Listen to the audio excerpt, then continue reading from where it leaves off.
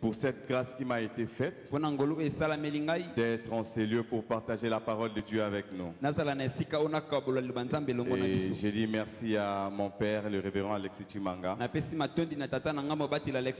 de nous avoir accordé cette grâce de venir en ces lieux pour apporter la parole. Et mes remerciements vont droit aussi à Papa Didier, Pasteur Didier,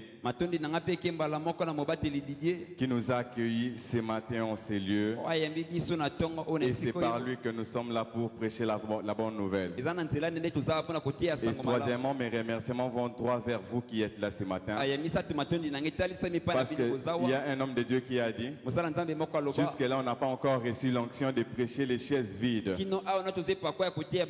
Jean-Baptiste avait cette onction de prêcher dans le désert, mais moi,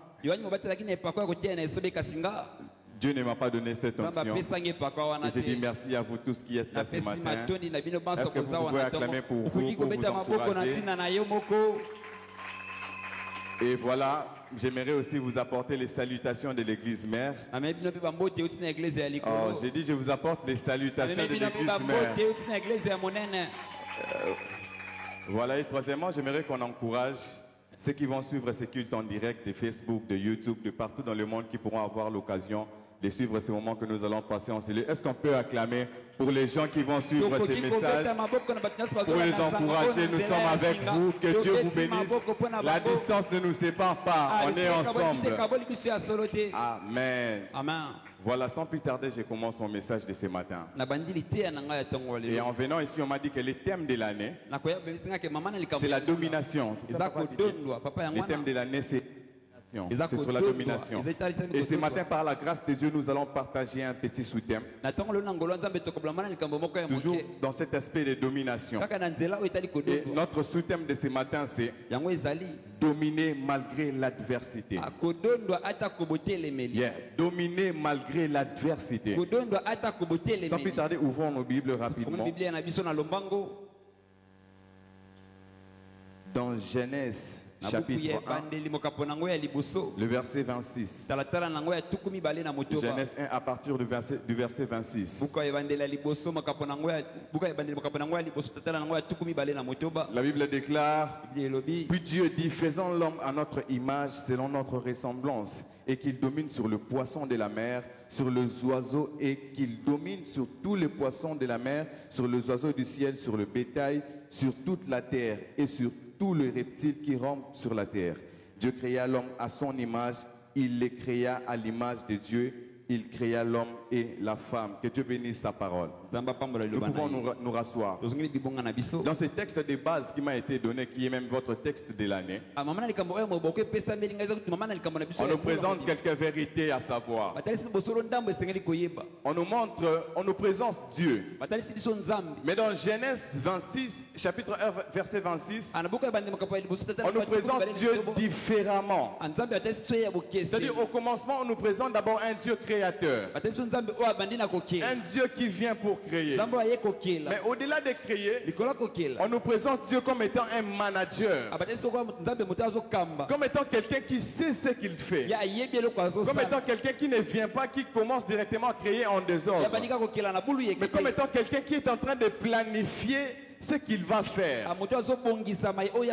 On nous présente Dieu comme étant un manager qui est en train de planifier. Dieu se dit, créons l'homme à notre image. Il n'a pas d'abord commencé par créer, mais il a commencé par élaborer un plan. Il s'est dit, voilà, pas directement me lancer dans la création. Je ne vais pas directement créer l'homme comme ça. Je dois d'abord avoir une idée de cet homme que je vais créer. Comment sera cet homme que je vais créer? Voilà, j'aimerais ouvrir une petite parenthèse pour nous dire, la nature que nous avons nous oblige à réfléchir parfois avant d'agir. La nature de Dieu que nous avons parfois nous exige élaborer certains contenus avant de se lancer en action. Tu veux te lancer dans le commerce, tu veux faire quelque chose, tu veux d'abord élaborer un plan. Et Dieu nous se présente comme étant un manager qui se dit, je veux créer l'homme.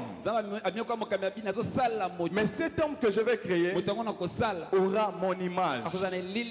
Aura mon image à moi, Dieu. Dans Genèse, on nous présente deux vérités. La première vérité, c'est l'image que l'homme avait. La nature que l'homme avait. Dieu s'est dit que c'est lui que je vais créer. Il doit avoir ma nature. Il doit avoir la chose que moi j'ai. Il doit avoir l'autorité que moi j'ai. Et c'est sur base de cette chose qui sera sur sa vie. C'est ce qui va le permettre de dominer. C'est ce qui va le permettre de régner. L'image de Dieu que nous avons, c'est ce qui nous permet de dominer.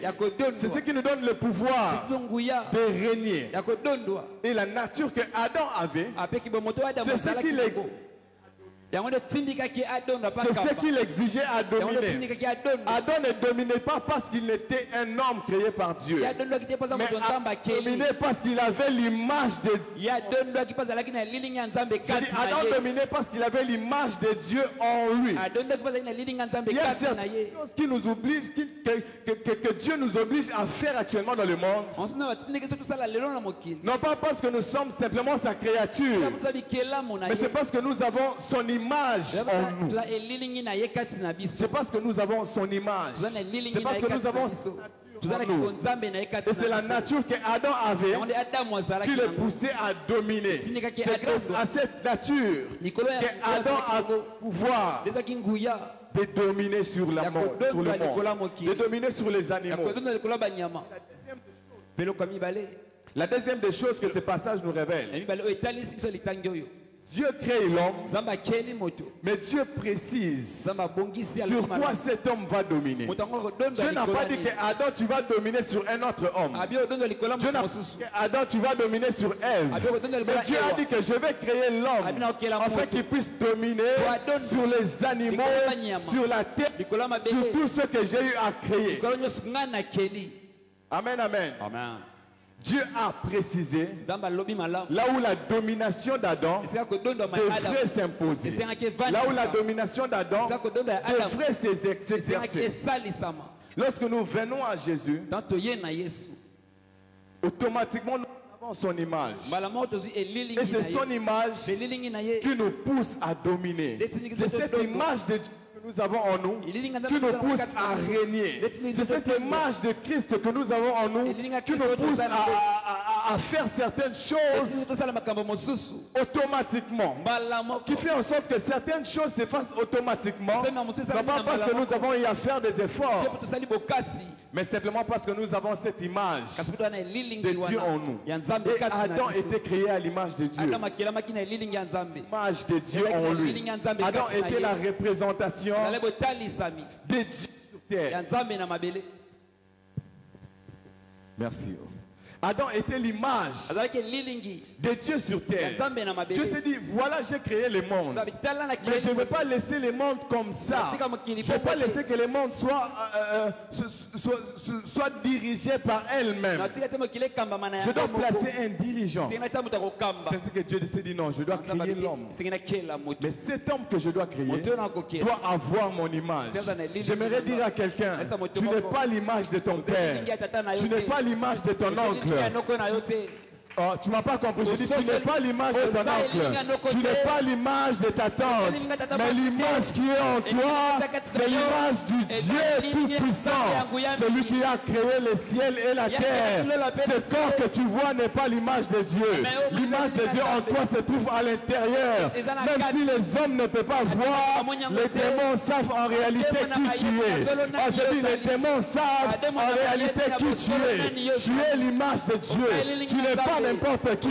Tu n'es pas appelé à venir faire un passage en vain dans ce monde. Mais tu es appelé à dominer. La domination en toi ne sera pas parce que tu vas forcer, mais parce que l'image qui est en toi va crier. Parce que l'image qui est en toi va apaiser. Parce que l'image qui est en toi.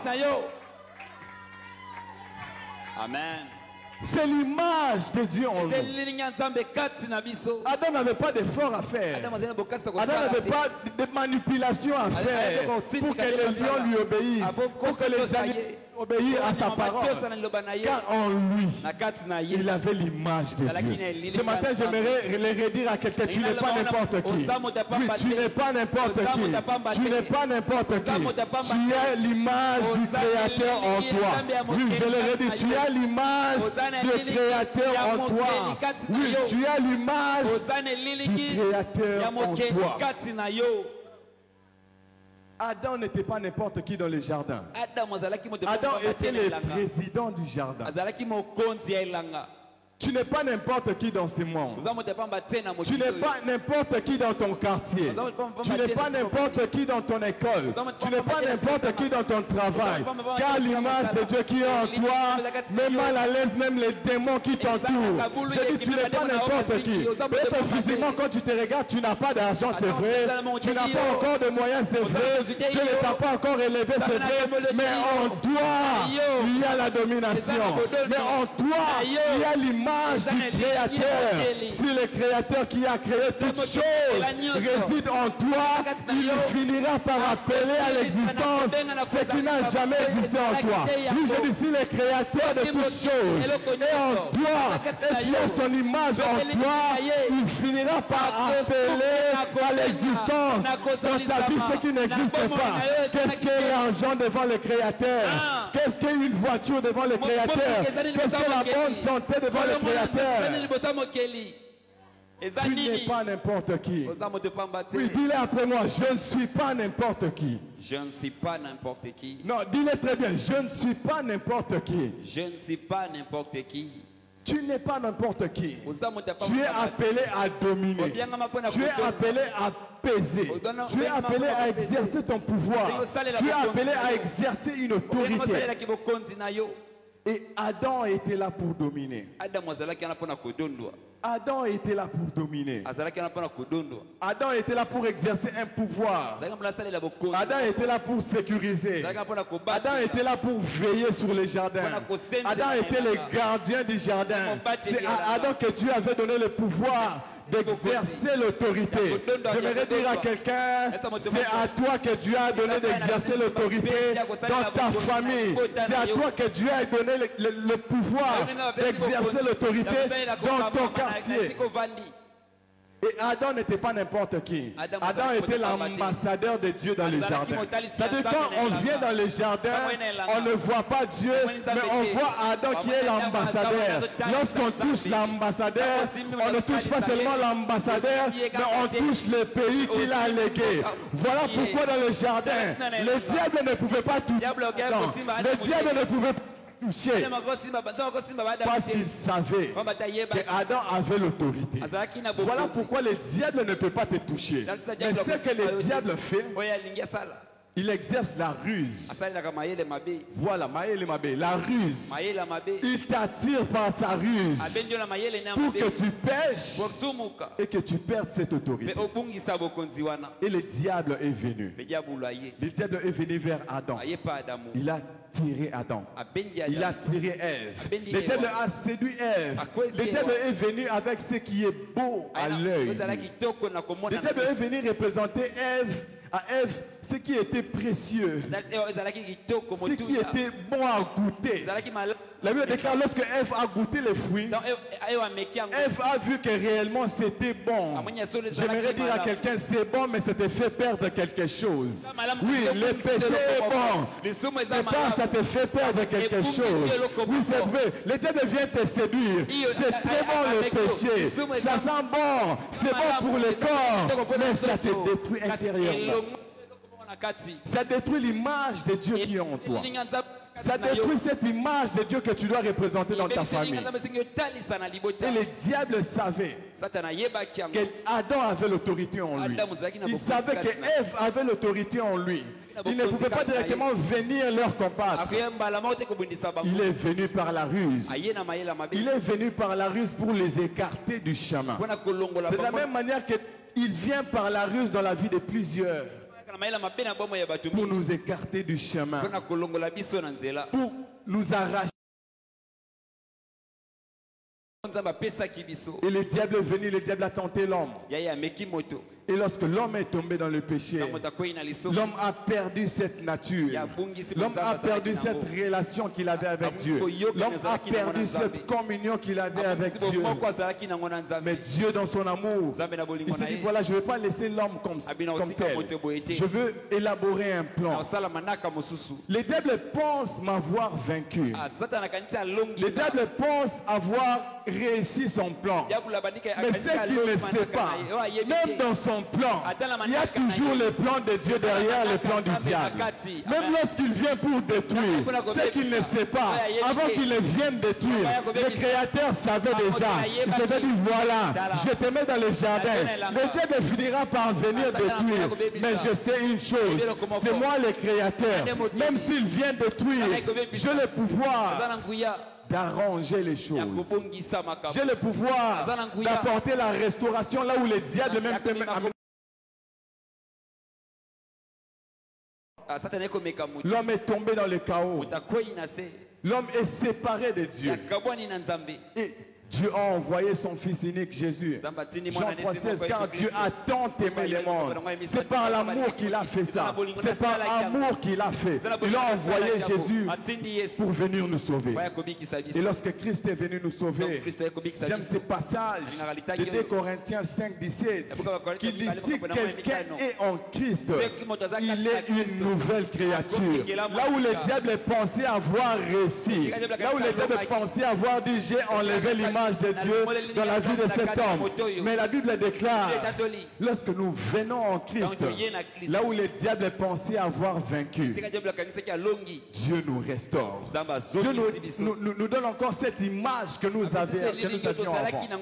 Dieu nous donne encore cette restauration. Et automatiquement nous redevenons enfants de Dieu. Nous revenons dans le champ de Dieu.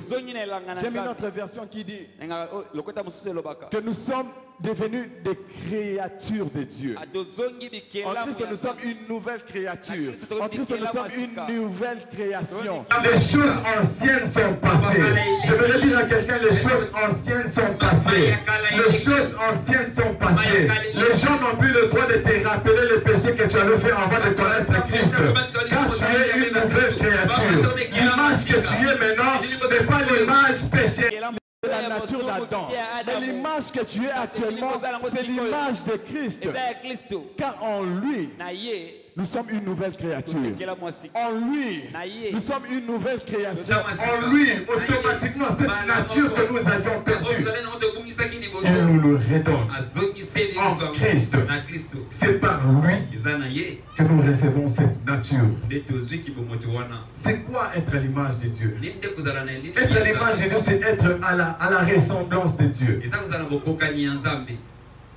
Nous sommes faits pour être à la ressemblance de Dieu. Je vais donner un petit exemple. Vous savez, parfois lorsqu'on fait des projections, j'espère qu'ici on a déjà eu à faire une projection. Être à l'image, ça veut dire quoi? Pour balancer l'image de la projection, on a besoin de 3 éléments de base. On a besoin d'un ordinateur, là où se trouvent tous les données, tous les fichiers. Mais on a aussi besoin d'un vidéoprojecteur. Mais à part le vidéoprojecteur, nous avons besoin d'une fiche qu'on appelle HDMI. Le travail de cette fiche, ce sera simplement de prendre l'image qui se trouve dans l'ordinateur et de l'amener à la vidéoprojecteur. Et la vidéoprojecteur va simplement projeter l'image. Alors lorsque nous revenons en Christ, qu'est-ce que Christ fait? Christ nous regarde. Nous sommes des vidéoprojecteurs. Il se dit, voilà, je dois maintenant, tu dois être mon image. Mais cette fois-ci, ce que je vais faire, je vais chercher un câble auquel je vais te connecter. C'est grâce à ces câbles que tu auras l'autorité. C'est grâce à ces câbles que tu auras le pouvoir. Et ces câbles, c'est le Saint-Esprit. Donc Dieu est là. Il dit, je ne vous laisserai pas seul. Je sais que le diable est là. Il peut revenir pour faire le malin. Je vais vous donner le Saint-Esprit, le paraclet. C'est lui qui va vous donner l'autorité de dominer là où le péché, de dominer là où le diable vous avez vaincu. De dominer là où le diable pensait avoir le pouvoir. De dominer là où le diable pensait avoir réussi son plan. Et il nous a redonné cette autorité. C'est ainsi que lorsque nous venons à Jésus, lorsque nous recevons Jésus comme notre Seigneur et Sauveur, nous recevons le Saint-Esprit en nous. Et par le Saint-Esprit, nous recevons l'autorité de Dieu. Par le Saint-Esprit, nous recevons le pouvoir de Dieu. Par le Saint-Esprit, nous recevons la puissance de Dieu pour dominer sur toutes sortes de pouvoirs maléfiques. Pour dominer surtout. J'aime ces passages dans le livre de Luc 10, du verset 9. Jésus est en train de dire à ses disciples, voici je vous ai donné le pouvoir. Voici je vous ai donné l'autorité. Voici je vous ai donné la domination de marcher sur le serpent. Mais pourquoi, Seigneur, tu commences par le serpent? C'est parce que le serpent qui avait commencé par vous enlever la domination. C'est-à-dire, je te donne d'abord la domination sur la chose qui avait commencé par te faire souffrir. Je te donne la domination par la chose qui avait pensé dominer ta vie. Je vous donne la domination. Je vous donne l'autorité de marcher sur le serpent. De marcher sur le serpent. Le serpent qui l'autre fois était venu te tenter pour te faire tomber. Mais aujourd'hui, moi, je te donne l'autorité de marcher sur le serpent. Je voulais le dire à quelqu'un ce matin, les choses qui t'ont fait souffrir hier, aujourd'hui Dieu te donne l'autorité de marcher sur ces choses.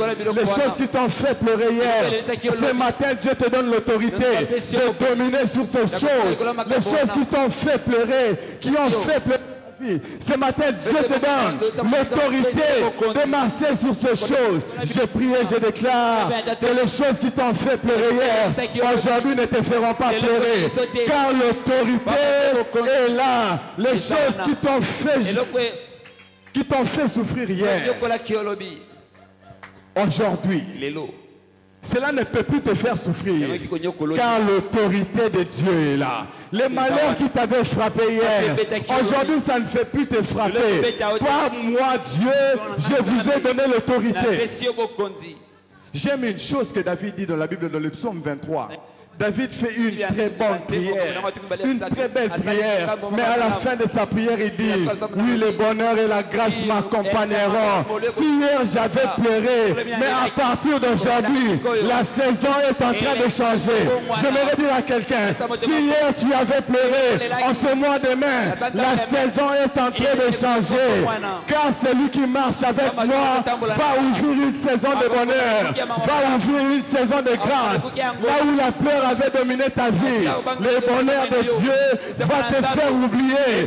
Demande à Esther, elle te dira que le bonheur de Dieu l'a fait oublier le passé. Demande à Mardoché, il te dira que le bonheur de Dieu l'a fait oublier le combat d'Amad dans sa vie.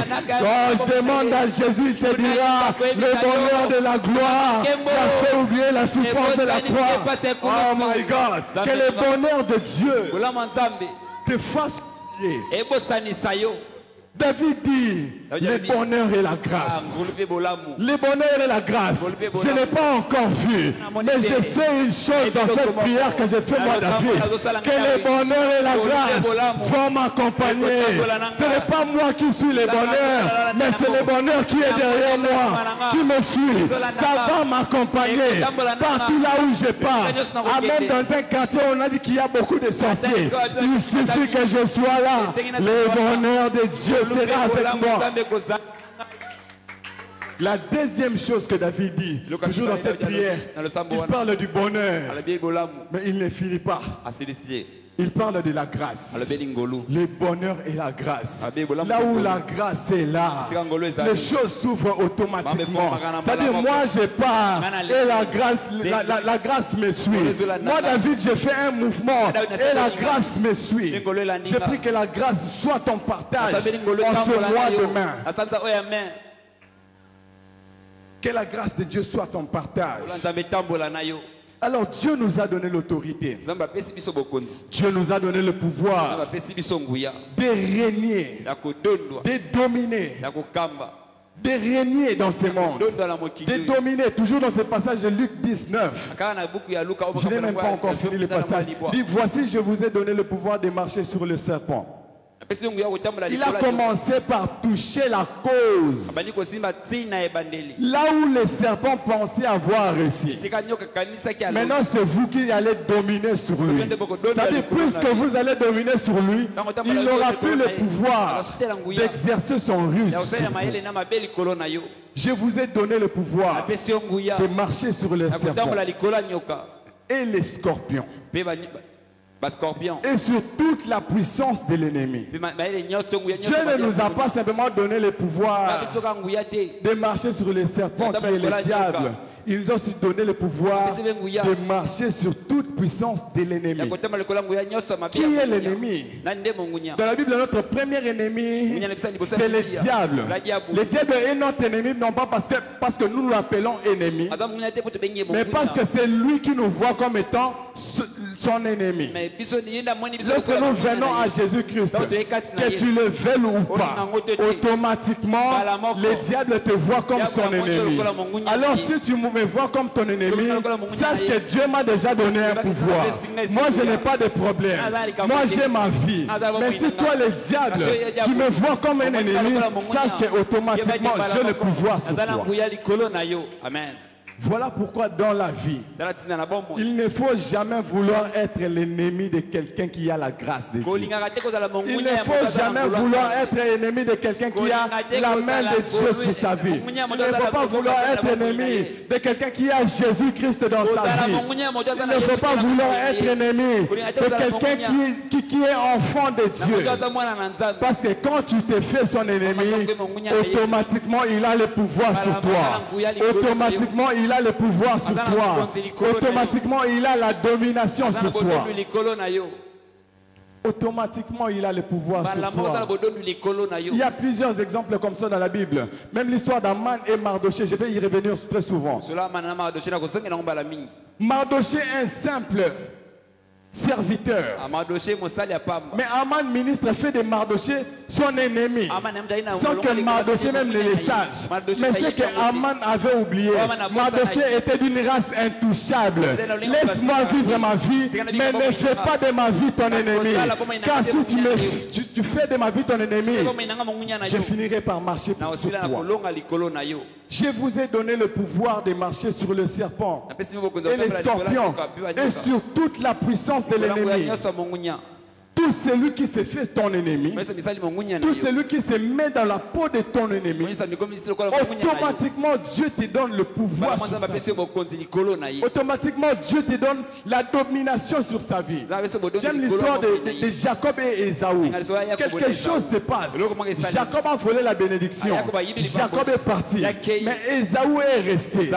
Ésaü a pris Jacob comme étant son ennemi. Et Ésaü a dit, le jour où je verrai Jacob, je vais le faire du mal. Jacob, là où il est, Jacob ne sait pas. Mais Jacob a conscience que mon grand frère est mon ennemi. Mais bizarrement, lorsque Jacob s'avance, au lieu que Ésaü puisse faire du mal à Jacob, Ésaü n'a pas pu faire du mal, car Jacob avait la bénédiction de Dieu sur sa vie. Jacob avait l'approbation de Dieu sur sa vie. Et Jacob a dominé Ésaü. J'aimerais dire à quelqu'un, tes ennemis vont te dire qu'ils vont te faire du mal, mais en face ils ne sauront rien faire. Ils vont parler, ils vont faire du bruit, mais lorsque tu seras en face, à cause de la domination de Dieu, ils ne sauront rien faire. Ésaü n'a pas pu rien faire, parce que Jacob avait Dieu avec lui. Tika bango babenga yo ennemi. Tika bango baloba. Tika bango ne bamona yo nde ennemi na bango.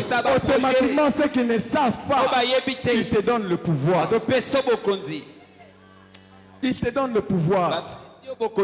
Dans ta vie, ne cherche pas à vouloir être ennemi d'un homme que Dieu approuve. Ne cherche pas à vouloir être ennemi d'un homme que Dieu a choisi. Ne cherche pas à vouloir être ennemi d'un frère que Dieu est en train d'élever. Car que tu le veuilles ou pas, la domination que Dieu a placée sur lui risque de dominer sur toi. Risque de dominer sur toi, Ésaü. Risque de dominer sur toi. risque de dominer sur toi. Une erreur aussi que le diable avait fait. Le diable a pris Jésus comme étant son ennemi. Il a dit voilà, je le prends. Je vais l'anéantir. Je vais anéantir sa mission. Je vais l'amener à la croix. Il va souffrir. Mais ce qu'il ne savait pas, il est en train de lui donner la domination. Il est en train de lever son nom au-dessus de toute puissance, au-dessus de toute autorité, au-dessus de toute puissance. L'autorité sur nos ennemis. Et j'aime la suite et la fin que Luc conclut dans ces versets. Il dit, et rien ne pourra vous nuire. Rien ne pourra vous nuire. J'aimerais dire à quelqu'un qui a l'approbation de Dieu, quelqu'un qui a la domination de Dieu sur sa vie, rien ne peut le nuire. Rien ne peut nuire à ta vie. J'aimerais dire à un Joseph, rien ne pourra nuire à ta vie, car tu as la domination. Rien ne pourra nuire à ta vie. Même si on te met dans un puits, il complète te faire du mal. L'Éternel changera ce mal en bien, car rien ne pourra te nuire à cause de la bénédiction de Dieu sur toi, à cause de la domination de Dieu sur toi. Je prie et je déclare que rien ne va nuire à ta santé, que rien ne va nuire à ta famille, que rien ne pourra nuire à ton travail, que rien ne pourra nuire à ton commerce, même si c'est très petit, rien ne pourra nuire. Tout ce qui passera par tes mains, rien ne pourra nuire. Tout ce qui passera par ta vie, rien ne pourra vous nuire. Même s'il complote de vous faire du mal, l'Éternel les changera en bien. Même lorsqu'il pensait vaincre Jésus à la croix, même lorsqu'il se disait voilà, j'en ai fini avec lui, il avait oublié une chose: si nous, sa créature, rien ne peut nous nuire, et lui, le créateur de toutes choses. Le diable ne réfléchit pas quand il agit. Mais notre Dieu, c'est un manager, comme je l'ai dit au début. Il planifie ce qu'il fait. Il sait ce qu'il fait. Dieu nous a donné l'autorité. Dieu nous a donné la domination. Mais qu'est-ce qui fait en sorte que des fois nous voulons exercer cette autorité, mais nous sommes contraints par l'adversité? Tu es appelé à dominer. Tu es appelé à régner. Mais il y a des fois l'adversité est là. Tu sens vraiment que non, ça ne va pas. Je dois réussir ma vie. Mais l'adversité s'impose. L'adversité s'élève. C'est quoi l'adversité? L'adversité, c'est l'état de celui qui éprouve des revers. C'est un côté opposé au principal. Et cela peut se manifester par des échecs, par des défaites, par des malheurs. Dieu nous appelle à dominer. Il y a dans la vie, des fois dans la vie, où nous avançons. Dieu t'appelle à dominer dans les études, mais tu sens qu'il y a l'adversité qui s'élève dans tes études. Dieu t'appelle à être peut-être un grand homme d'affaires, être une grande femme commerçante, mais à peine tu te lances, tu sens l'adversité peser contre toi. Dieu t'appelle à être un homme de Dieu à le servir, mais tu te lances, tu sens l'adversité s'imposer. Tu sens que l'adversité est là comme un géant pour t'empêcher à dominer. Alors pendant quelques minutes, j'aimerais partager avec nous quelques sources d'adversité. La première source d'adversité que nous devons savoir ce matin, c'est Dieu qui est la source de certaines adversités. Dans le livre de Exode, Dieu dit à Moïse, voilà, j'ai vu la souffrance des enfants d'Israël. Je suis descendu pour agir. Je suis descendu vraiment pour les délivrer. Moïse, toi ne t'inquiète pas. Cette fois-ci, c'est moi-même qui prends les choses en main. Voilà ce qu'on va faire. Moi, Dieu, je serai là. Mais toi, Moïse, je te donne la domination. Moïse, je te donne l'autorité.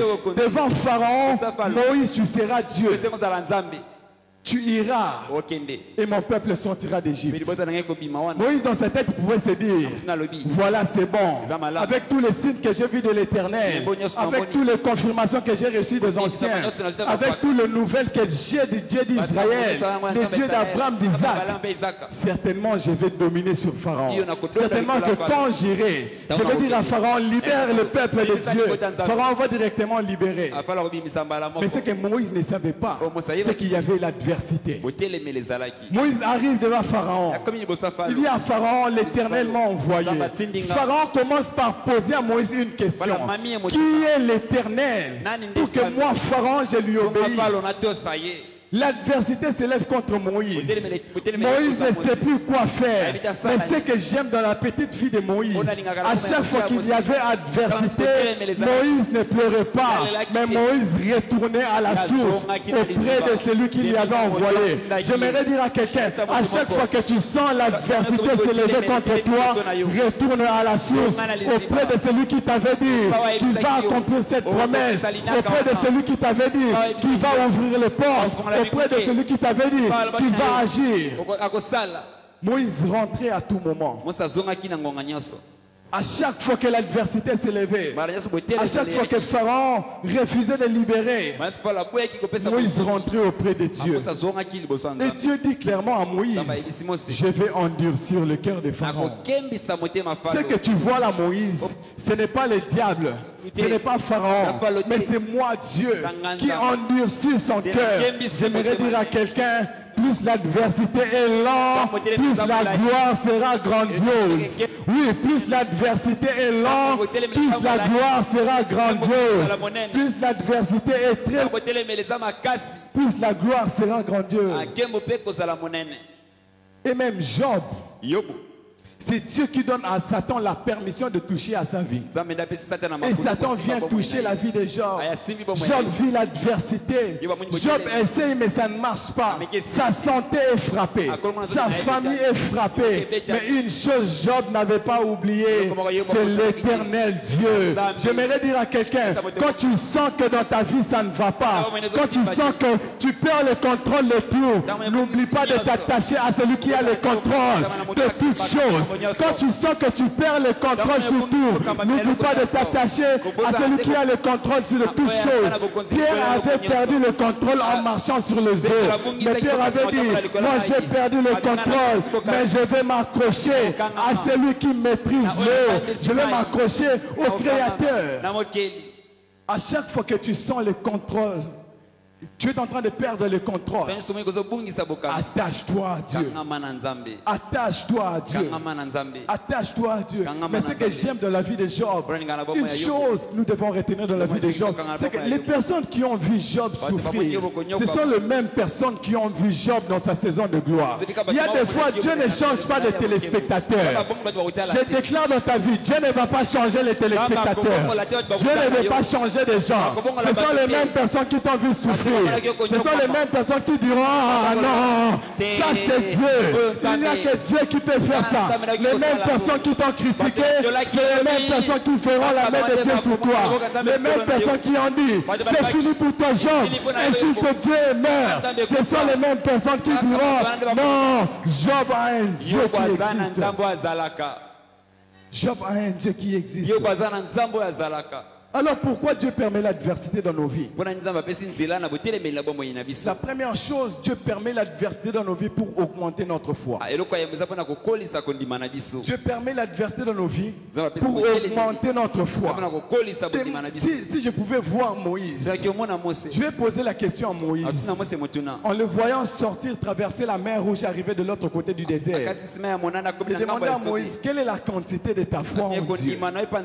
Moïse, quelle est la grandeur de ta foi en Dieu? Parce que Moïse a vécu tellement de choses que lorsqu'il a vu la main de Dieu, sa foi a boosté, sa foi a changé. Dieu permet certaines adversités dans nos vies pour augmenter notre foi, pour mûrir notre foi. Pour mûrir notre foi. ya bato mosusu nini azanga te azanga mbongo bafinga ye makangama na nzambe. Et lorsqu'il a vu la main de Dieu dans sa vie, sa foi ne sera pas comme au début. Nous autres, notre foi n'est plus comme au début. Si en 2010 j'avais une petite foi, aujourd'hui grâce à ce que j'ai vécu avec Dieu, malgré les pleurs, malgré les situations difficiles, la main de Dieu que j'ai vécue, non, ma foi a changé. Il y a certaines choses que Dieu permet. C'est pour mûrir notre foi en Dieu. Et Job, à la fin de sa vie, Job peut dire une chose. Je reconnais que tu peux tout. Et rien ne s'oppose à tes pensées. Job dit quelque chose de fort. Avec tout ce que j'ai traversé, aujourd'hui, il n'y a rien qui ne peut me faire dire que Dieu n'existe pas. Il n'y a rien qui ne peut me faire dire que Dieu n'accomplit pas les promesses.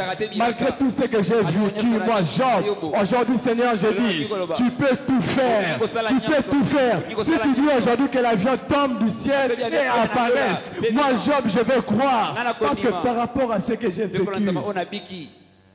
cela a augmenté ma foi. La deuxième des choses pour lesquelles Dieu permet l'adversité dans nos vies, c'est pour que nous puissions croire à la vérité de sa parole, au lieu de croire à la réalité que nous voyons. Dieu voulait faire comprendre quelque chose à Moïse. Moïse, c'est vrai, c'est moi qui t'ai envoyé. C'est vrai, il y a une réalité qui se met devant toi. La réalité est que Pharaon ne veut pas te laisser sortir avec les enfants d'Israël. Mais la vérité est que moi, j'ai dit que vous allez sortir. Alors Moïse, ne t'attache pas à ce que tu vois, mais attache-toi à ce que moi j'ai dit. Ce matin, j'aimerais dire à quelqu'un, ne t'attache pas à ce que tu vois. Ce que tu vois aujourd'hui, tu n'es rien. Ce que tu vois aujourd'hui, tu n'as pas d'argent. Ce que tu vois aujourd'hui, tu souffres. Ce que tu vois aujourd'hui, tu traverses des moments difficiles. Mais ce que Dieu a dit, que tu seras un grand homme. Ce que Dieu a dit, et que mon serviteur en moi, il montera encore plus haut. Même si la réalité te fait voir que tu es en bas, la vérité te dit que tu n'es pas appelé à être en bas. Tu monteras et rien ne pourra te stopper. Qu'est-ce que tu préfères faire? Choisir la réalité ou t'attacher à la vérité de la parole. Dieu voulait faire comprendre à Moïse, ce que tu vois ici c'est rien. Toi attache-toi à ma parole. J'aimerais dire à quelqu'un, ce que tu vois c'est rien. Attache-toi à ce que Dieu t'a dit. Il a dit que cette année c'est l'année de la domination. Peu importe ce que tu vas voir, peu importe les réalités, j'aimerais le redire, la réalité n'est pas la vérité. La réalité n'est pas la vérité. Ce n'est que la réalité. La vérité, c'est ce que Dieu t'a dit. La vérité, c'est ce que Dieu a prévu pour ta vie. Rapidement, la deuxième source d'adversité, c'est l'homme. Il y a des fois où Dieu t'élève, ou même encore Dieu n'étant pas encore élevé, mais tu sens que les hommes s'opposent à toi. Tu sens que les hommes s'opposent à toi. Ce n'est même pas Dieu, ce n'est même pas les diables, mais tu sens que les hommes ne veulent pas que tu réussisses. Tu sens que les hommes ne veulent pas que tu progresses. Tu sens que les hommes sont en train de tout faire pour que tu ne puisses pas exercer ta domination. Et j'aime une histoire dans la Bible, l'histoire d'Aman que j'ai parlé tout à l'heure. Aman n'était qu'un simple homme. Mardochée plutôt n'était qu'un simple homme. Mais Aman qui était le ministre, qui était un rapproché du roi, qui allait à tout moment au palais royal. Mais Aman, qu'est-ce qu'il y a avec un Mardochée? Mardochée n'a pas beaucoup d'argent. Mardochée n'a rien. Mais en quoi Mardochée te dérange? J'aimerais dire à quelqu'un, ta domination va même déranger les grands hommes. Regardons un peu la vie de Mardochée. Qu'est-ce que Mardoché avait? Mardoché n'avait rien. Un simple réfugié, un juif vivant à l'étranger. Mais Aman, tu as tout. Tu as la gloire. Mais pourquoi tu combats Mardoché? Il y a certaines personnes, toi-même, tu regardes ta vie, tu te dis, mais qu'est-ce qui se passe? Si mon chef, il a tout. Il a les grades. Il a les postes. Mais qu'est-ce qu'il veut de ma petite vie? Avec mon petit salaire, j'aimerais dire à quelqu'un, ta domination dérange. Le problème n'est pas toi. Le problème, c'est celui qui est en toi. Il a une chose, celui qui est en vous est plus puissant que ceux qui gouvernent ce monde. Celui qui est en nous est plus puissant. Et des fois, les hommes ne veulent pas que nous puissions exercer notre domination. Aman a bloqué Mardoché. Aman a combattu Mardoché. Mais il n'a pas simplement combattu Mardoché. Mais ce qui était grave, il a commencé à combattre le peuple.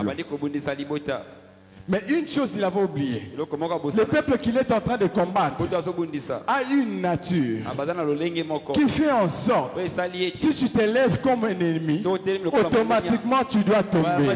La femme d'Aman savait cela, mais Aman ne savait pas cela. La femme d'Aman a dit à Aman, si Mardoché que tu combats est de la race des Juifs, sache une chose, tu ne pourras rien contre lui, mais tu tomberas.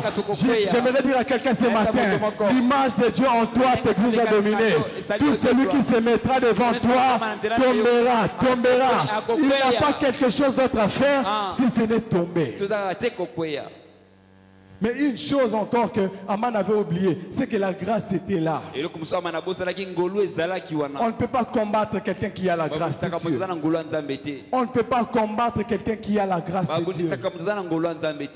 Et Aman avait oublié ces choses. Je vais dire à quelqu'un, ne t'inquiète pas.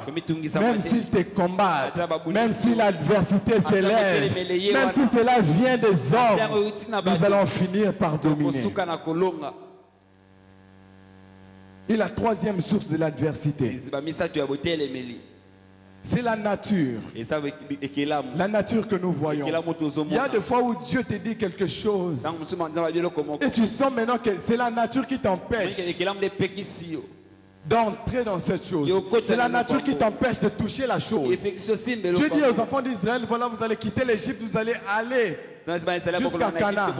Ils quittent l'Égypte bien, mais ils sortent. Quelque chose s'est fait. La mer Rouge a déjà été là depuis longtemps. La mer Rouge devant eux, ce n'était même pas Satan. C'était toujours la mer Rouge. Mais la mer Rouge était devenue un obstacle parce que ça les empêchait d'avancer. J'aimerais dire à quelqu'un, si les obstacles s'élèvent, même de la nature, s'il faut que Dieu fraye un chemin, il frayera un chemin. Par rapport à certaines situations, s'il faut que la mer se fraye, s'il faut que Jéricho tombe, cela va tomber pour que nous puissions avancer. Et plusieurs fois comme ça, Israël a été calé. Non pas à cause des ennemis, non pas à cause du diable, mais à cause de la nature. Ils devaient aller de l'autre côté. Ils arrivent là, Jéricho se met devant eux. Plutôt, le fleuve Jourdain les empêche d'avancer. Mais ils avaient avec eux le créateur de toutes choses. J'aimerais dire à quelqu'un, tu as avec toi le créateur de toutes choses. Même si la nature de ta famille t'empêche de toucher, même si la nature qui environne ton quartier t'empêche de monter à la grandeur, celui que tu as en toi frayera un chemin. Frayera un chemin. Et le dernier source avant qu'on puisse prier, c'est les diables. Nous devons savoir une chose sur les diables. Tout ce que le diable a, premièrement, est à court d'inspiration. Et deuxièmement, tout ce que le diable a, il a reçu de Dieu. C'est-à-dire, Dieu, quand il crée quelque chose, il y a toujours une dose de lui qui reste dans la chose. C'est-à-dire, lorsque Dieu a créé le diable, il était un ange au ciel.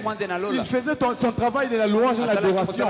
Il avait ce pouvoir-là que Dieu lui avait donné. Mais une fois qu'il s'est séparé de Dieu, il est devenu un peu comme par exemple, Soma il y a régi des eaux, papa monsieur Zalara Soro Kangimai.